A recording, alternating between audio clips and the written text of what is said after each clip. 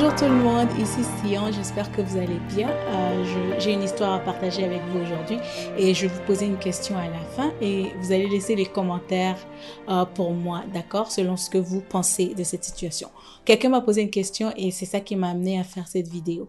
Donc l'histoire est dans Acte 5, versets 1 à 11 et je vous lis. Mais un homme nommé Ananias avec Saphira, sa femme, vendit une propriété et retint une partie du prix. Sa femme le sachant, puis il apporta le reste et le déposa aux pieds des apôtres.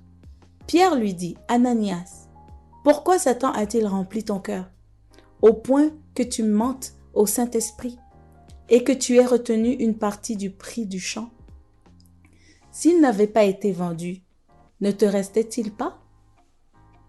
Et après qu'il ait été vendu, le prix n'était-il pas à ta disposition?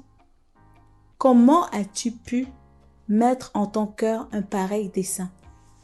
Ce n'est pas à des hommes que tu as menti, mais à Dieu. Ananias, entendant ces paroles, tomba et expira. Une grande crainte saisit tous les auditeurs. Les jeunes gens s'étant levés, l'enveloppèrent, l'emportèrent et l'ensevelirent. Environ 3 heures plus tard, sa femme entra sans savoir ce qui était arrivé.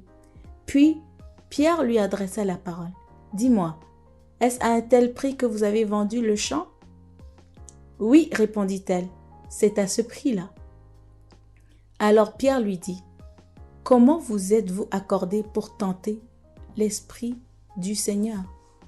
Voici, ceux qui ont enseveli ton mari sont à la porte, et ils t'emporteront. » Au même instant, elle tomba aux pieds de l'apôtre et expira. Les jeunes gens entrés la trouvèrent morte. Ils l'emportèrent et l'ensevelirent auprès de son mari. Une grande crainte s'empara de toute l'assemblée et de tous ceux qui apprirent ces choses. Waouh, quelle histoire! Quelle histoire! Je suis sûre que certaines personnes reconnaîtront cette histoire et s'en souviendront. Certains, c'est peut-être la première fois que vous entendez une histoire pareille. Il y a eu des gens qui ont osé mentir au Saint-Esprit et aux hommes de Dieu. Aujourd'hui, c'est tellement facile de mentir, c'est tellement facile de penser que Dieu ne nous voit pas. Seulement quand on est à l'église, il nous voit. Mais quand on n'est pas à l'église, il ne nous voit pas. Et même des fois, quand on est à l'église, on pense que Dieu est tellement loin qu'on peut faire semblant et mentir au Saint-Esprit. Mentir au Saint-Esprit, peut-être ce n'était pas comme Ananias et Saphira, mais peut-être que c'était faire semblant, ne pas être authentique, ne pas être intègre, ne pas donner ou donner, faire semblant, juste ne pas être qui on est alors que Dieu voit tout. Ça peut être mentir au Saint-Esprit. Donc, je vous suggère de lire la Bible pour vous-même et de découvrir toutes ces belles histoires-là qui sont vraiment intéressantes, surtout dans les Actes des Apôtres. Ecclésiaste 3, 21. Qui sait si le souffle des fils de l'homme monte en haut et si le souffle de la bête descend en bas dans la terre? Pour dire, les humains, on ne sait pas qui va aller au paradis ou qui va aller en enfer. Cette question-là ne nous est pas donnée. C'est un mystère à découvrir. La question est, Ananias et Saphira, est-ce qu'ils sont allés au paradis? Il y a quelqu'un qui me l'a posé cette question. Donc, j'aimerais que vous me donniez des réponses dans vos commentaires. Vous me laissez savoir si vous pensez qu'ils sont allés au paradis ou pas. Pourquoi c'est arrivé de cette manière-là et tout.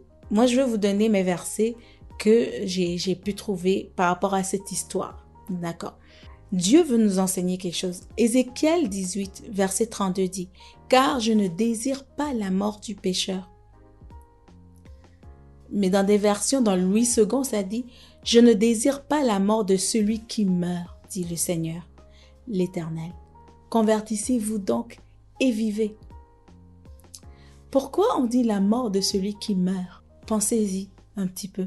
Dans Acte 5, verset 3, la Bible dit, Pierre lui dit, Ananias, pourquoi Satan a-t-il rempli ton cœur au point que tu mentes au Saint-Esprit et que tu aies retenu une partie du prix du champ?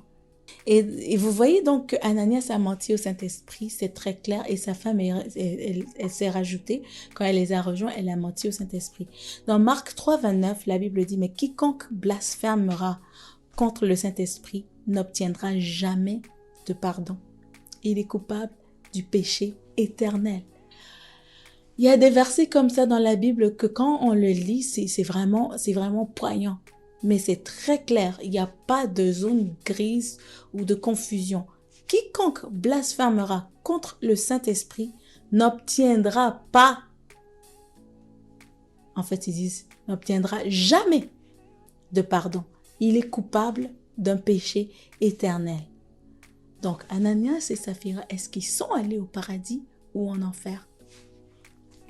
Matthieu 12, 32 dit, « Quiconque parlera contre le Fils de l'homme, il lui sera pardonné. Mais quiconque parlera contre le Saint-Esprit, il ne sera pas pardonné, ni dans ce siècle, ni dans le siècle à venir. » Vous voyez, ces versets nous expliquent clairement qu'il y a des péchés qui ne seront pas pardonnés.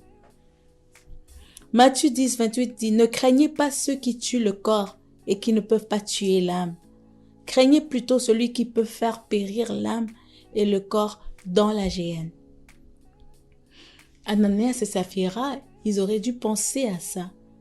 Mais ils ont voulu tromper et l'apôtre de Dieu et le Saint-Esprit.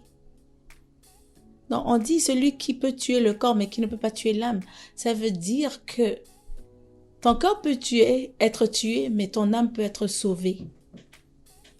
Mais si les deux sont perdus, ça c'est un problème. Alors souvent, on s'inquiète trop de ce corps ici, mais on ne pense pas à ce qui va arriver à l'âme. Et la Bible dit, inquiétez-vous plutôt de celui qui s'occupe de l'âme, celui qui peut tuer l'âme, et pas le corps. Celui qui peut emporter, décider de ce qui va arriver à votre âme. C'est à celui-là qu'il faut penser plus. Hébreux 10, 26 à 29. Car si nous péchons volontairement, après avoir reçu la connaissance de la vérité, il ne reste plus de sacrifice pour les péchés. Ananias et Saphira encore, ils connaissaient l'apôtre, ils avaient déjà rencontré Christ, ils avaient accepté Jésus-Christ. Donc ils étaient en train de travailler pour le royaume. Et cette contribution, cet argent qu'ils ont eu après avoir vendu leur maison, c'était pour contribuer au royaume. Mais pourquoi ils ont menti? Ils ont volontairement menti, ils se sont entendus, c'était prémédité, comme on dit.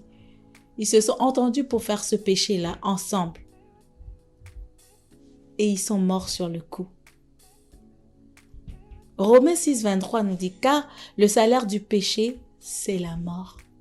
Mais le don gratuit de Dieu, c'est la vie éternelle en Jésus-Christ, notre Seigneur. » Donc encore une fois, normalement, nous tous, notre résultat, ce qu'on doit hériter comme conséquence, c'est du péché que nous commettons, c'est la mort. Mais le seul moyen, c'est de demander pardon et de se repentir. Mais si on ne le fait pas avant de mourir, il n'y a pas de pardon. Matthieu 18, verset 3. « Je vous le dis en vérité, si vous ne vous convertissez et si vous ne devenez comme les petits-enfants, vous n'entrerez pas dans le royaume des cieux. » Apocalypse 2, verset 7. « Que celui qui a des oreilles entende ce que l'Esprit dit aux églises.